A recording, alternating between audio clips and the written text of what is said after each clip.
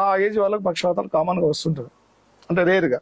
ఇప్పుడు ఏంటంటే చిన్న పిల్లలకు మన రీసెంట్ ఒక అమ్మాయి 14 సంవత్సరాల వయసు అమ్మాయికి పక్షవాతం ఉంది. కారణం ఏంటి? ప్రెషర్. తర్వాత ఏంటి? ఫుడ్, బయట ఫుడ్.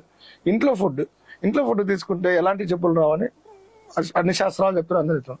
అది ఈ మధ్యకాలం ఏమైంది, మామూలుగా ఈ ఉమ్మడి కుటుంబాలు నశించిపోయినాయి. ఈరోజు ప్రతి వ్యక్తులు జబ్బులకు గురి అవుతున్నారంటే మెయిన్ కారణము ఆలోచిస్తే ఉమ్మడి కుటుంబాలు నశించిపోయినాయి. ఎందుకంటే వంటింట్లోనే వైద్యం అని చెప్పేవాళ్ళు. వంటింట్లో అన్ని వైద్యాలు ఉన్నాయి, అన్ని జబ్బులకు పరిష్కారం ఉంది. కానీ ఇప్పుడు ఏంటంటే ఆ వంటింటి వైద్యం పోయింది. మధ్యతరగతి కుటుంబాలు అయితే ఇంకా ఎక్కువ. ఏదో టైం లేక అప్పుడు ఫుడ్ కావాలి చేసుకొని ఓపిక లేక టక్కని ఫోన్ చేయడం, స్విగ్గీలో ఆర్డర్ ఇచ్చుకోవడం, తెచ్చుకొని తినడం బయట ఫుడ్. ఇంకా ఈజీగా 10 నిమిషాలు రుచి కోసం. మనకి జబ్బులు రావడానికి 2 కారణాలు, ఒకటి నాలుక, ఒకటి ముక్కేమో స్మెల్ చూసి వాసన గమగమలాడుతుంది. పక్కింట్లో చికెన్ వండిండ్రు బాగుంది, మనం కూడా తెచ్చుకుందాం, మనం కూడా తిందాం.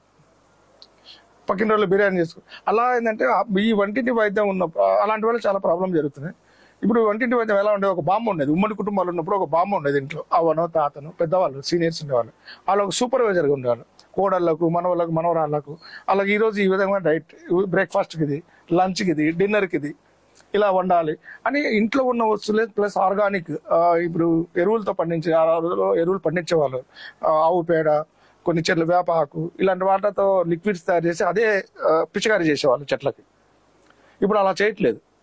ఇప్పుడైనా ప్రతిదీ ఆర్గానిక్, ప్రతిదీ మందులతోనే ఇది అవుతుంది. దాంతో ప్లాస్టిక్స్ వాడడము,